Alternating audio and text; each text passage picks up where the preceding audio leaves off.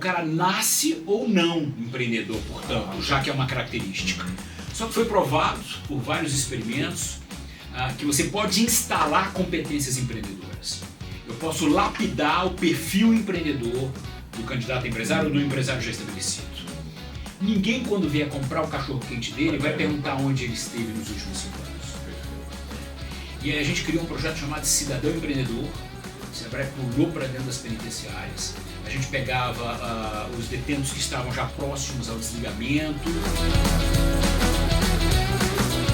Olá, meus queridos e minhas queridas, eu sou Saulo Miquiles, esse é o Rainmakers, o podcast onde você aprende através de histórias inspiradoras de quem já fez chover. Hoje eu estou aqui com o Enio Pinto, ele que está há 35 anos no Sebrae, é diretor nacional de Relações Institucionais, falei certo? Gerente nacional de relacionamento com o cliente. Gerente nacional de relacionamento com o cliente, o cara que é economista, já ajudou lá na trincheira muitos pequenos empresários e hoje está nesse cargo de direção aí dessa instituição tão importante para o empreendedorismo brasileiro. Obrigado, Enio, por você estar aqui. Muito bacana ter alguém do Sebrae aqui, porque as missões são muito parecidas. A gente está aqui fomentando o empreendedorismo, como vocês fazem lá na ponta, né? E obrigado por você estar aqui. Quero entender um pouco da sua história, seus aprendizados, as histórias dos empreendedores e também do Sebrae. Obrigado. Saulo, uma alegria estar aqui com você. E Sebrae está sempre de prontidão para atuar e ajudar qualquer projeto que de alguma maneira seja convergente, seja complementar a nossa iniciativa. Muito bacana. Então, à sua disposição. Espero que seja a primeira de algumas vezes que a gente bata um papo aqui sobre o tema empreendedorismo. Será um prazer. Mas antes me conte quem é o Enio Pinto.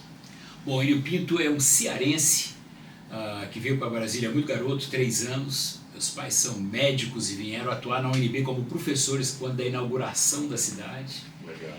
E fiz toda a minha vida profissional de alguma maneira vinculada ao Sebrae. Tive muitos empregos de adolescente, vamos dizer assim, atuando em shopping, até porteiro de hotel tive a oportunidade de ser.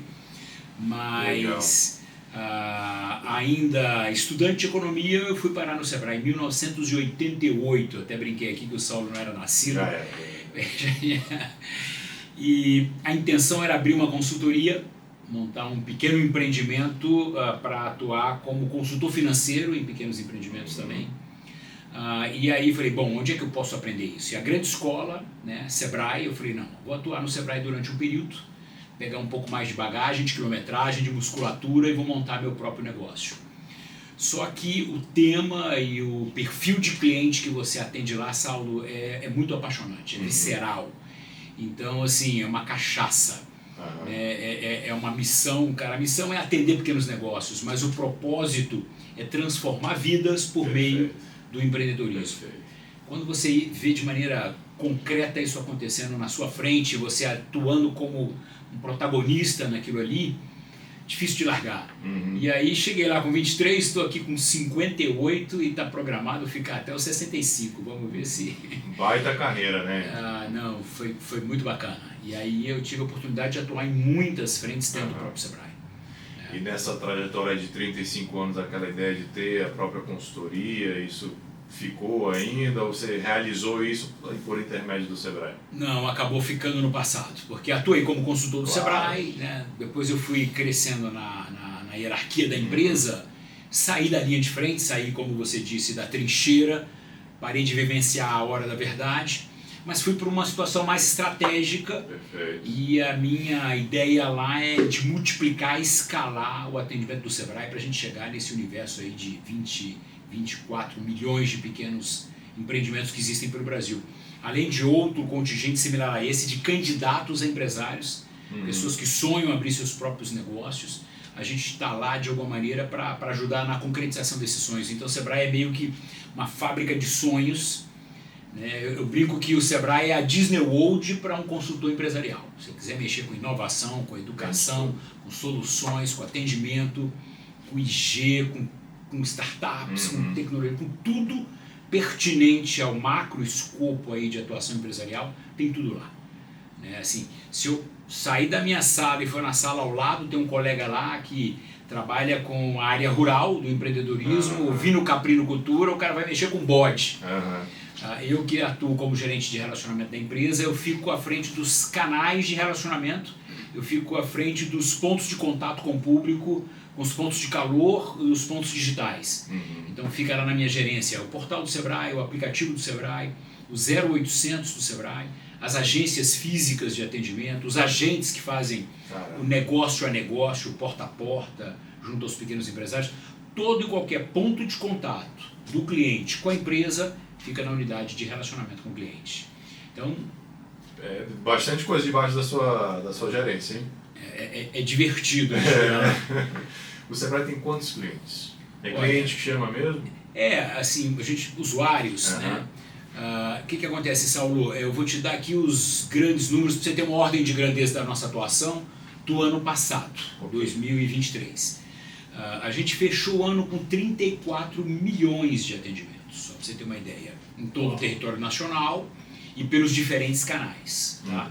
É bom explicar tecnicamente o que é um atendimento. O atendimento é quando a gente entrega um conteúdo relevante por diferentes canais, dentro de diferentes objetos de aprendizagem. Pode ser uma consultoria, uma palestra, um curso, um artigo, né? Quando a gente faz essa entrega e recebe em troca um dado cadastral.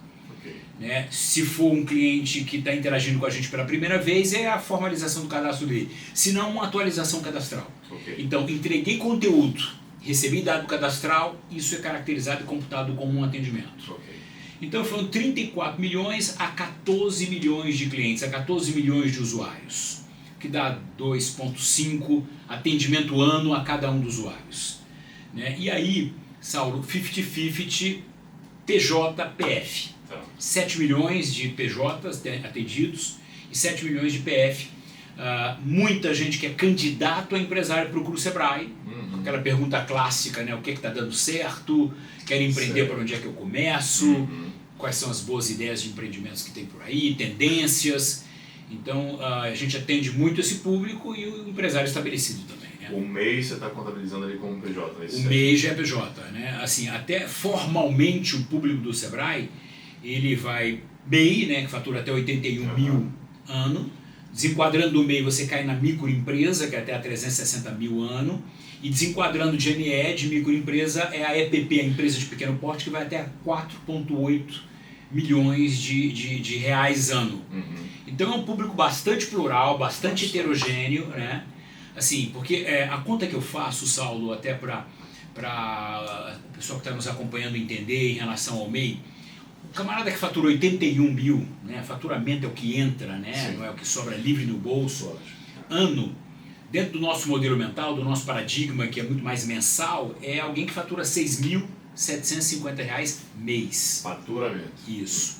Se ele é um serviço, né, que não tem composição de estoques, nem de compra de insumos com um pequeno processo fabril, não é comércio nem é indústria, se ele é serviço, tende a colocar 50% disso livre no bolso.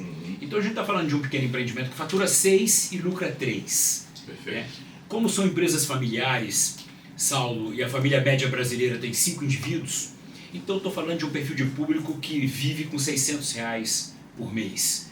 Então é gente simples, mas são heróis, Saulo, que geram emprego e renda e fazem a roda da economia no Brasil girar. E quantitativamente, essa é a realidade do Brasil. Nossa, é 98% de todos os CNPJs no Brasil. Né? E responsáveis por gerar 30% do PIB brasileiro. É isso. Né? E 52% dos empregos formais. Isso é muito bacana. Mais da metade de todo mundo que tem carteira assinada atua dentro de um pequeno negócio. E numa extensão territorial absurda, né? De ponta a ponta, Saulo. E assim, essa questão da geração do emprego, tem um outro aspecto que é relevante, é que quase todo mundo teve no seu primeiro emprego uma pequena empresa. Né? Então quase é difícil alguém que já começa numa grande corporação. Sim. Né? Então todo mundo experimentou trabalhar. Meu primeiro emprego foi dentro de uma loja, dentro de um shopping, que era um pequeno empreendimento. Então assim, a pequena empresa está na vida do brasileiro de alguma maneira, desde sempre. Né? Com certeza. Então é uma parcela da economia bastante relevante. Né? Então dedicar a nossa vida profissional a esse perfil de público tem sido uma satisfação enorme. Eu vou querer entender a tua experiência de consultor lá na ponta, lá na trincheira, quando você tinha teus 20 e poucos anos. Eu só quero lembrar aí, você que está assistindo a gente, para você curtir, compartilhar, se inscrever no nosso canal, ajudar a gente a levar esse conteúdo de empreendedorismo para todos esses empreendedores ou candidatos a empreendedores do Brasil inteiro. Então, se inscreve, compartilha e clica também aqui no link dos nossos patrocinadores, que eles que fazem o Rainmakers acontecer e ajudam a gente a chegar em mais gente, porque a nossa missão é igual a do Enio aqui, igual a do Sebrae, justamente inspirar vocês para que vocês possam empreender mais e melhor, e isso transforma a vida das pessoas. Então, clica ali no link dos nossos patrocinadores. Eu faço um agradecimento especial à Ad Valorem Contabilidade e Consultoria Tributária, que a turma é incrível, vai ajudar muito você no seu negócio. Me conta aí um pouco da tua experiência lá na ponta como consultor de microempresário. Como é que foi essa experiência? Saulo, eu vou te contar alguns atendimentos que foram marcantes para a gente, para você ver o que é a realidade desses empreendimentos. Um que foi definitivo, inclusive, para a minha permanência no Sebrae. Eu tinha atendido umas empresas na cidade satélite aqui de Brasília, na região administrativa de Planaltina. Certo. A gente ia fazer capacitações à noite nas associações comerciais, para os associados locais, dávamos treinamentos lá. E aí, durante a aula, os empresários que tinham interesse agendavam, a gente fazia visita durante o dia aos negócios deles. E aí eu fiz um atendimento bacana para uma empresa que vendia suporte para fixação de televisão.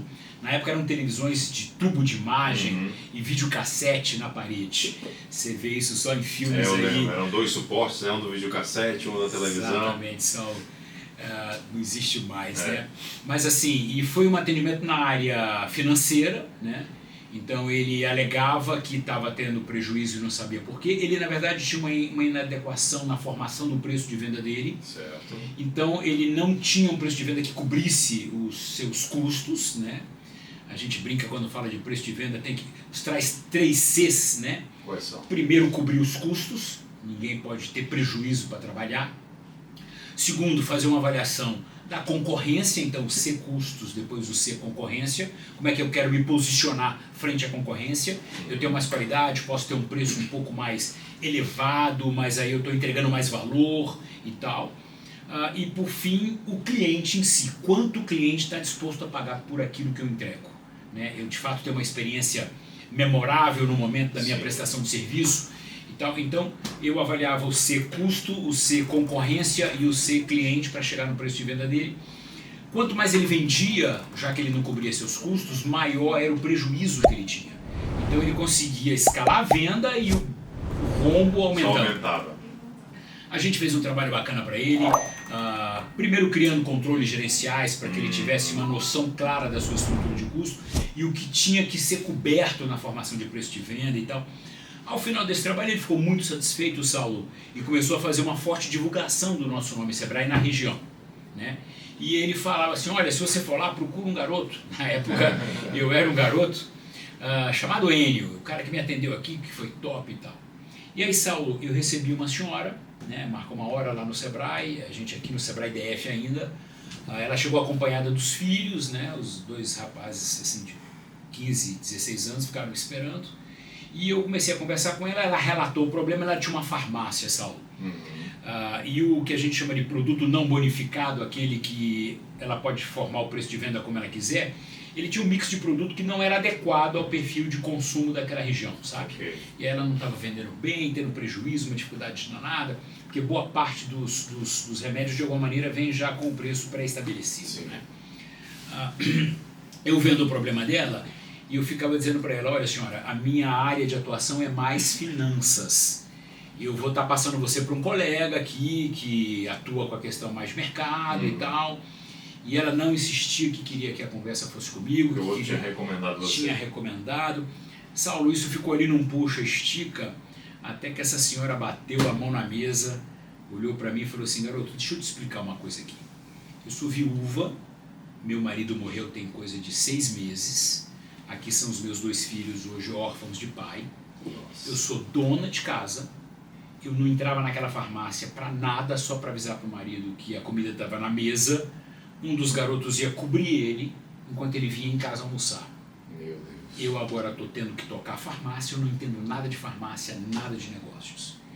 E ela olhou bem na minha cara, eu não vou esquecer nunca mais disso. Fico até engasgado quando me recordo dessa história, Saulo, mas ela falou para mim, o seguinte, olha aqui, garoto, nós escolhemos você para fazer essa família voltar a sorrir.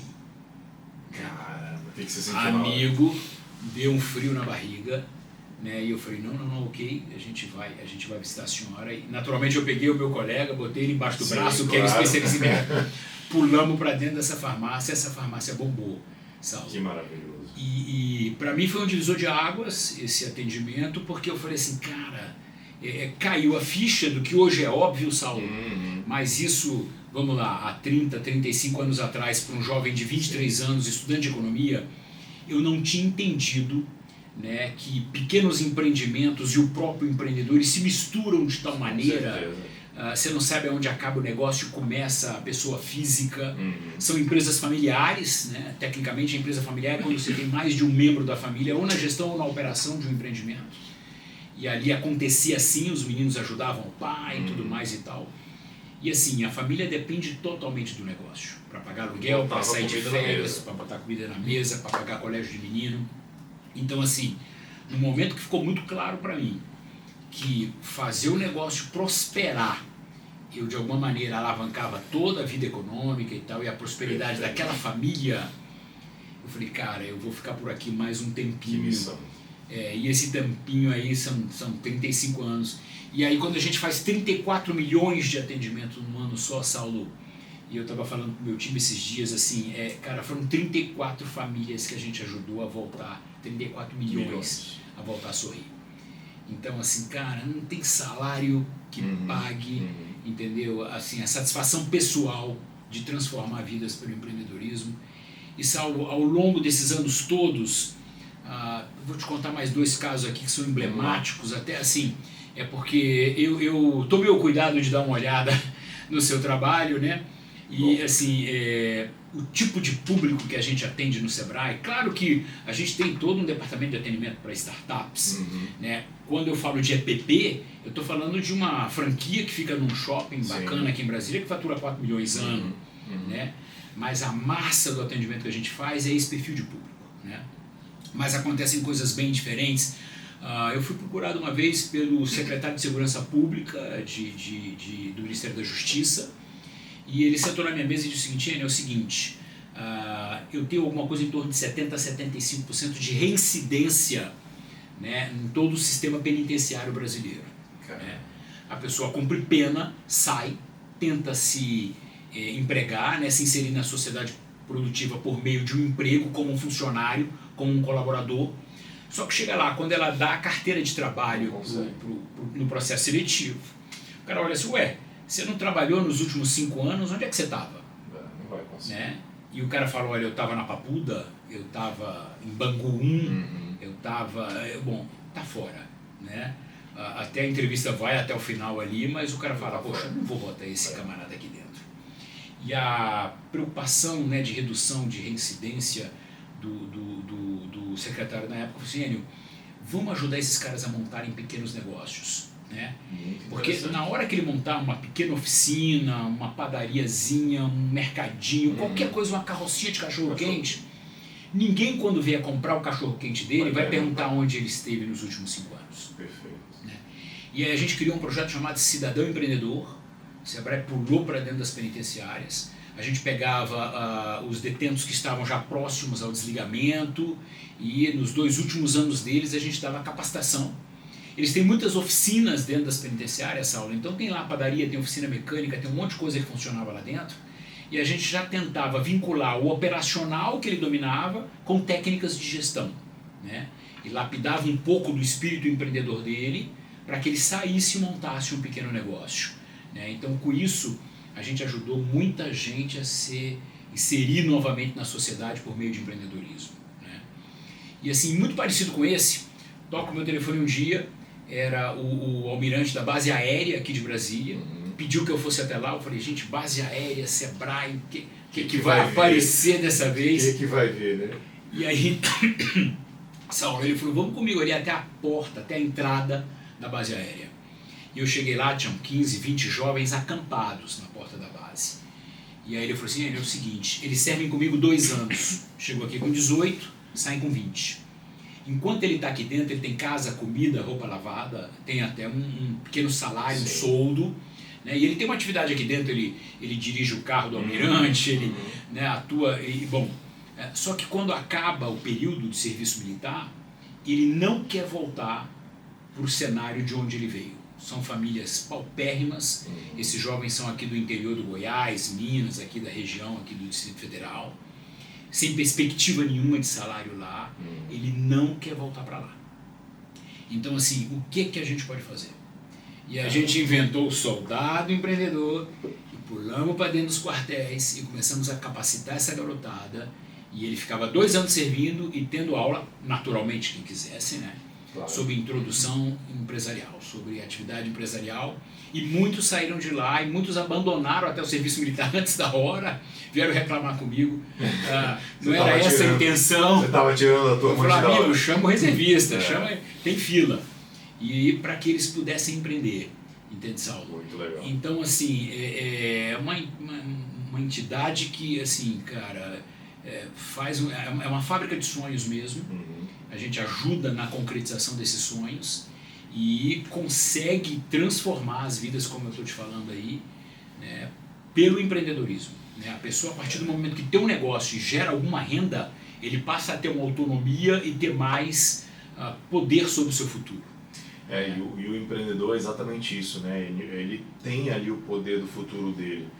Não só financeiro, mas financeiro vai transbordar para as outras áreas da vida, que ele consegue se transformar, consegue crescer, mudar a realidade da vida, como você falou.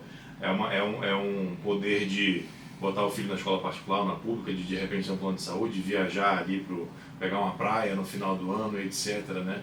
Dar mais educação, uma perspectiva melhor para a família dele, isso tudo está na mão dele. E quando você vem com capacitação, com educação, isso potencializa demais, né? Verdade. O que acontece, Saulo? Durante muito tempo a gente acreditou que o sucesso empresarial ele era uma equação que somava o domínio da operação do empreendimento. Então vamos lá, eu tenho um restaurante, eu minimamente tenho que entender de cozinha, né? Eu tenho uma oficina, eu tenho minimamente que entender de motor. Ele tem o domínio da operação e ele tinha o domínio de algumas técnicas de gestão. Eu sei criar controles, eu sei controlar estoques, eu sei abordar clientes para vendas, eu sei fazer um processo seletivo, eu sei formar preço, alguma coisa nessa linha. Ficou muito claro para a gente depois, com o tempo, que na verdade era um tripé. O operacional, a técnica de gestão, mas principalmente o aspecto atitudinal também, Saulo. Não adianta eu dominar a cozinha e ser um bom gerente financeiro ali do restaurante e tal, se eu não tenho um comportamento, se eu não tenho um conjunto de características nativas que vão me fazer empreender com sucesso. Isso para mim é o que define se o cara é empreendedor ou não. Eu estou contigo, Saulo, porque veja, eu posso delegar o operacional, eu posso contratar um chefe, eu posso pegar um estudante de administração e colocar ele como gerente da minha lanchonete, do meu restaurante. Mas todo o processo decisório do negócio, a visão de futuro e tudo, vai da tua atitude para isso. A garra, a atitude, querer crescer, querer vencer, é para mim o que define o empreendedor. Total. Só que durante muito tempo se pensou o seguinte, bom, o cara nasce ou não empreendedor, portanto, já que é uma característica. Só que foi provado por vários experimentos que você pode instalar competências empreendedoras. Eu posso lapidar o perfil empreendedor do candidato a empresário ou do empresário já estabelecido. Tem estudos que apontam o que é o perfil ideal para quem quer empreender, que características você tem que ter para ter sucesso empresarial. E eu posso fazer um mapeamento do que o Saulo tem em relação a essas características hoje e posso potencializá-las, para que você se aproxime o quanto mais possível desse perfil, que é o ideal para quem tem sucesso empresarial. E naturalmente, Saulo, esse perfil foi construído à medida que a gente foi pesquisando empresários de sucesso e fomos vendo que algumas características eram muito recorrentes em todos eles e a gente foi fechando o que é o perfil ideal para empreender. Tem muitos estudos nesse sentido. O Sebrae adota o do Dave McClelland, que tem lá as 10 características que o empreendedor de sucesso tem que ter. E aí hoje todo o nosso portfólio perpassa por questões de domínio de técnica de gestão, mas sempre a questão de atitude, de característica de comportamento empreendedor. E se eu quiser ser um empreendedor e não tiver essa atitude, essas características, para onde eu vou dentro do Sebrae? É o Empretec, que seria um bom começo? O Empretec, sem dúvida, né? O Empretec ele é uma oficina totalmente experimental, prática. A gente ali prática, a gente não aborda nada de técnica de gestão lá, Você não vai aprender a controlar estoque lá, por exemplo. Mas a gente faz uma entrevista prévia com o participante, faz um mapeamento da situação atual dele em relação às características empreendedoras e trabalha ele individualmente ao longo de todo o seminário para que ao final ele esteja mais próximo do que é o perfil ideal para quem quer empreender. Então a gente instala a competência e atitude empreendedora nesse participante. Né? A gente tira ele de uma zona de conforto, sinaliza para ele qual é o caminho que ele tem que seguir, qual é a situação desejada através de dinâmicas empresariais, para que ele saia dali com o perfil dele mais lapidado. Eu já vi algumas pessoas saírem do Empretec transformadas pessoalmente. Você vê que é outra pessoa ali, parece que passou por uma terapia, um negócio assim, que realmente a pessoa mudou. Verdade. A maneira de enxergar o mundo, a atitude em relação ao mundo, a energia, porque transforma mesmo a pessoa. Né? O que acontece? Assim, o ser humano ele tem vários bonés, várias máscaras, vários papéis, mas no todo, no cerne, né, ele é holístico. Né? E assim, se eu consigo lapidar... Vamos lá, alguma das características que a gente entende que são ideais para quem quer empreender. Primeiro, que é norteadora. São pessoas que estabelecem metas, que têm alvos, que têm objetivos claros na vida. Né? Pessoas que são comprometidas com esses objetivos. Pessoas que desenvolvem redes de contato para que ele tenha facilidade de atingir isso. Pessoas que são focadas em qualidade. Né? Pessoas que planejam. Então, assim, à medida, Saulo, que você vai lapidando essa atitude num indivíduo, nem que ele não abra um negócio, amigo, até para ele namorar ele vai ser mais bem sucedido. Ele define onde ele quer que o namoro dele chegue, exatamente. Ele vai ser comprometido com aquilo, ele estabelece meta, ele planeja, ele busca informação, que é uma matéria-prima nobre para todo o processo decisório dele. Então, à medida que você lapida um indivíduo nas suas características pessoais, para que você tenha uma atitude mais empreendedora, né? Por exemplo, o Banco do Brasil encaminhou um grupo grande de gerentes, né, que são intraempreendedores, que precisam empreender dentro das suas agências, que precisam fazer aquela agência performar para fazer Empretec. Né? Então, assim, cara, se você é um funcionário público, portanto, e tem o seu perfil lapidado, você vai performar muito melhor, seja onde você estiver. E o empreendedor, ele transforma o ambiente em sua volta, né? O ambiente e as pessoas em sua volta. Então, um funcionário público com essa atitude, ele começa a transformar as pessoas, a repartição dele ali, porque é contagiante, né? Isso é interessante. É contagiante, verdade. Ele sai, de fato, contaminando positivamente, né? Ele passa a educar pelo exemplo. Perfeito. As pessoas começam a perceber que aquele indivíduo que se comporta daquela maneira tem um índice de sucesso elevado e, de alguma forma, as pessoas vão imitando, copiando aquilo. Então, empreendedores, assim, nossa... Eu digo que são os heróis, né, do nosso país. A gente tem hoje no país uma burocracia, uma dificuldade de acesso a crédito, uma carga tributária que não é a ideal ainda. Né? O Sebrae tem uma unidade de políticas públicas que está permanentemente criando alternativas para isso, né, e encaminhando para as autoridades. Né? Mas assim, as pessoas que resolvem pegar suas economias pessoais, né, envolver sua família, para gerar um negócio. Arriscar. Né? Porque, vamos lá, Saulo, se der certo, eu tenho um sócio aqui que é a sociedade brasileira, porque eu recolho tributos, né? A nossa carga tributária é elevada, mas se der errado, o prejuízo é só meu. Né? Então, o camarada pega suas economias e vai empreender, e vai montar um negócio, e vai gerar emprego e renda, né? Esse indivíduo tem que ser muito respeitado. É por isso que eu verdadeiramente acredito que o caminho para a transformação do Brasil é através do empreendedorismo.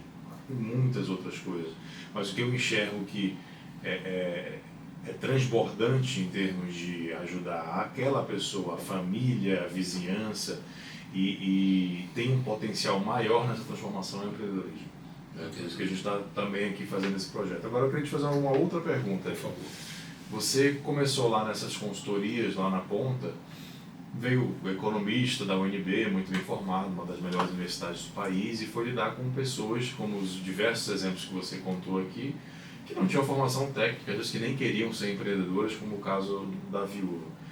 Então você chegou lá numa posição de ensinar, conhecimento técnico, etc. Mas eu tenho certeza que você aprendeu muita coisa com essa turma. Você consegue lembrar de alguma coisa, assim, alguma lição que você fala assim, nossa, eu vim aqui para ensinar e tô saindo daqui com baita aprendizado? Amigo, a verdade é que eu passei algumas vergonhas, sabe? Veja, até esse caso que eu sinalizei para você no início, desse indivíduo que vendia as estruturas de suporte para fixação de televisão, eu fui inventar de implantar uma curva ABC para controlar o estoque dele, né? Louco para gastar minha teoria, né? E ele ficou olhando aquilo tudo, eu tentando treinar o pessoal que cuidava do estoque dele, um estoque que não fazia nem sentido curva ABC em função do pouco número de itens que ele tinha, né? Mas a gente querendo, ele me chamou num ambiente onde ele fazia o estoque dele, ele tinha as caixas onde ele guardava essas estruturas, praticamente todas dentro de um mesmo padrão de tamanho, e ele mostrou para mim, olha só, Enio, como é que faço aqui hoje, ó. Eu vou tirando as caixas aqui de cima, naturalmente, para levar para minha área lá comercial, né, de venda. À medida que eu vou tirando, Enio, vai aparecer 3 palmos abaixo do teto uma faixa verde na parede que eu botei com uma fita isolante, né? Para mim sinaliza o seguinte, eu tenho 30 dias de estoque. Na hora que aparece pela primeira vez, eu tiro uma caixa, faixa verde, meu estoque médio aqui dá para uns 30 dias ainda. E eu sigo vendendo, e à medida que eu vou tirando as caixas, aqui no meio da parede vai aparecer uma faixa amarela. Eu entendi onde é que aquilo ia chegar e fiquei olhando morto de vergonha. E ele falou assim, e eu sigo vendendo e sigo tirando as minhas caixas. Vai chegar uma hora, assim, a 3, 4 palmos do chão da minha sala aqui, que vai aparecer uma faixa vermelha. E a faixa vermelha me diz o seguinte, você tem 5 dias de estoque. É o tempo que eu preciso para fazer contato com meus fornecedores, ver quem tem melhores preços. Eu faço sempre ligação para 3, 4 fornecedores distintos. Quem tem mais qualidade, prontidão de entrega, e é o tempo dele fazer, eu comprar, ele fazer a entrega, eu repor o estoque sem parar a minha venda. Aí eu falei, eu posso continuar fazendo isso? Meu amigo, eu estava com um monte de controles na mão do rapaz que controlava o estoque dele, eu tomei os papéis da mão dele, a gente não tinha nada de computador nessa época, fui rasgando, pedindo desculpa, e falei assim, meu amigo, tá sensacional isso aqui. E olha, o que eu levei de fita isolante amarela, verde, vermelha para outras consultorias que eu fiz, você vai controlar seu estoque agora, é assim, ó. Entendeu? Então, todo dia, Saulo, a gente aprendia cada coisa com essa turma, você não tem ideia. Entendeu? Foi muito gratificante. É o espírito do empreendedor brasileiro, né? Ele consegue se virar, fazer mágica, fazer chover com quase nada, com muito pouco, né? E esse cara criou um sistema de gestão de estoque que funcionava muito bem para ele. Disruptivo. Até porque a teoria não adianta de nada se ela não funciona na prática, né? Se ela não ajuda aquela pessoa na prática. Não adianta você... O benefício aí foi maravilhoso. Maravilhoso. Não. Me conta um pouco mais dessa questão de teoria e prática, porque a gente sabe que tem sistemas, livros, etc., cada um para um jeito, para uma indústria, para serviço é assim, é matriz disso, daquilo e tal, mas ali na prática, para esse pequeno e médio empreendedor, o que você acha que, vamos num Pareto, pouquinha coisa já transforma o negócio dele? É verdade. O que acontece? E, inclusive, Saulo, o desafio de entregar teoria para o perfil do pequeno empreendedor é o principal desafio que o Sebrae tem. Né? A teoria de gestão de negócios está posta. Né? Não teve tantas mudanças. Naturalmente, com a mudança dos modelos de negócio, muita coisa foi se ajustando. Se adapta. Tá? Né? Mas olha, recentemente a gente fez uma pesquisa junto a empreendedores de startups e perguntamos qual é a principal lacuna de conhecimento que eles têm, e a resposta foi jurídica, né, na formatação de contratos, como vender parte do empreendimento e tal, como se associar e tal. Então, assim, para você ver, a gente, sabe, vislumbrando aqui, formulando coisas, eles querem orientação nos aspectos jurídicos. Né? Interessante. Então, bom saber disso, eu já estou aqui pensando em como resolver isso. Caramba, assim, eles vão formalizar os negócios, eles vão vender parte dos negócios, eles vão se associar. Então, como é que eles fazem isso tudo? É o grande desafio. Foi a resposta mais frequente na pesquisa. Né? Mas assim, o desafio maior hoje, Saulo, assim, como é que se forma o preço de venda? A gente usou esse exemplo aqui no início. Tem uma formulazinha matemática que você usa para formar o preço de venda. Como levar isso para o cliente? De maneira que ele entenda. né? E aplique. Né? E mais, Saulo, a variação que tem de segmento empresarial para segmento empresarial. Né? Então, assim, o Sebrae usa hoje muito de dinâmica empresarial, muito de assim, a prática com a teoria misturada.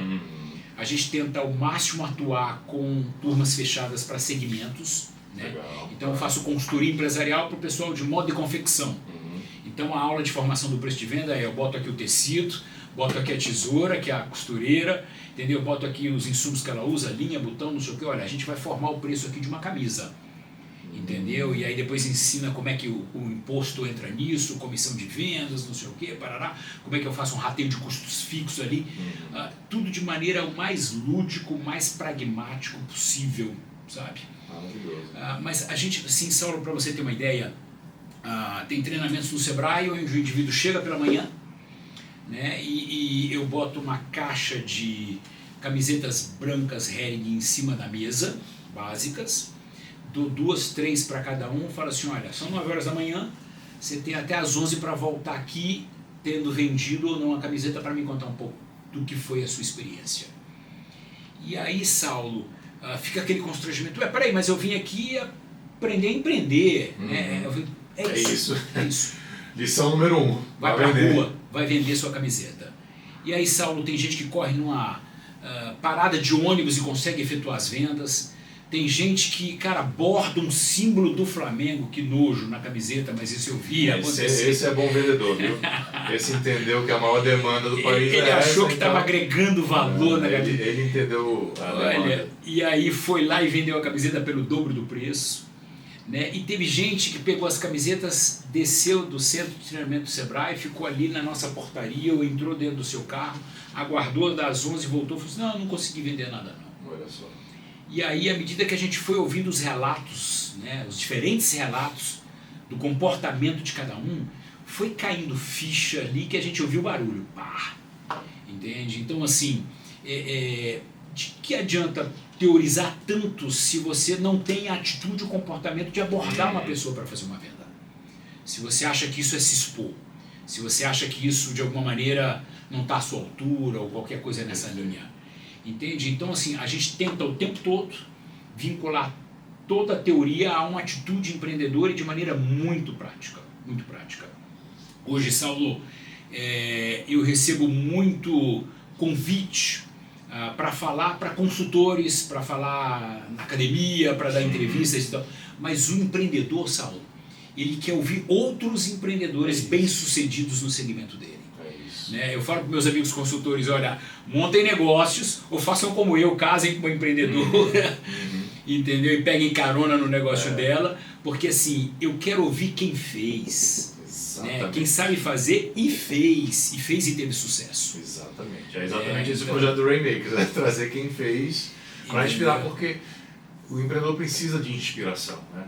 Ele precisa ver cases de sucesso para falar assim, nossa, isso é possível, eu segui a trajetória, eu estou na trajetória desse cara, e se esse cara conseguiu, eu também consigo. É isso. A gente não está excluindo aqui a teoria, a parte técnica, etc., mas isso é de extrema importância, né? E principalmente no seu segmento, como você colocou, porque ali tem muito aprendizado prático. Muito. Eu estou vivendo a mesma dor que esse cara viveu, como é que ele resolveu? Pronto. Já virou uma chave aqui para mim. É isso.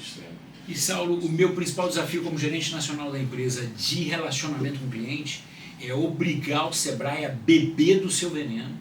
Eu falo assim, olha, a gente passa o dia ensinando isso tudo aí para os empresários que nos procuram, a gente tem que praticar isso tudo.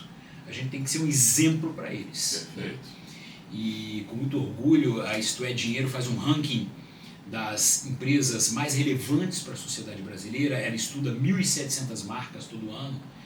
E a gente saiu de 8º para 6º lugar ano passado, então a gente está entre os top 10. Parabéns. Né? E subindo, e a gente está lá com grandes corporações como Brastemp, como Cacau Show, como Tramontina, como Nubank, como Natura. Então dá muito orgulho ver o Sebrae, que nem é uma empresa privada, né? É um serviço social autônomo, junto dessas grandes marcas brasileiras, como uma das 10 marcas mais relevantes para a sociedade brasileira. Né? E isso vai absolutamente ao encontro do que a gente está falando aqui, de que assim, solução para qualquer tipo de sociedade, para qualquer política, é empreendedorismo. Entendeu? O empreendedorismo, de alguma maneira, traz a geração de renda, que traz a geração de autonomia, que traz liberdade, que traz um ambiente bastante saudável para todos. Para a gente finalizar, Kenny, eu queria te perguntar, na verdade, duas coisas. Qual foi o pior erro que você cometeu na sua carreira e que tenha se transformado em um aprendizado que você possa compartilhar com a gente? E te pedir uma indicação de livro também, livro que você recomende aí, ou mais de um para a nossa audiência.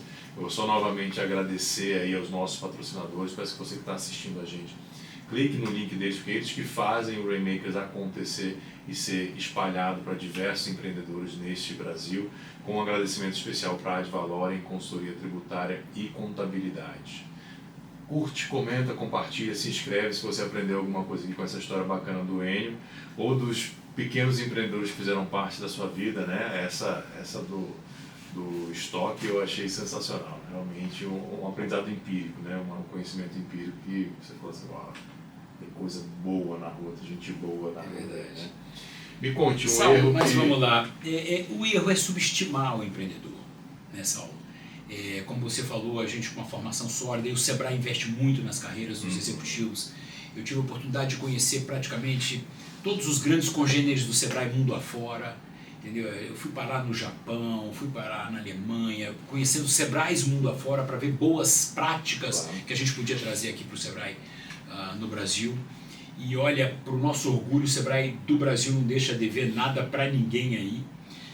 Então, assim, a gente, de alguma maneira, às vezes abordava o empreendedor com alguma arrogância. Certo. Né? Cara, uma questão simples, assim, a gente ia para dentro de uma padaria de paletó e gravata.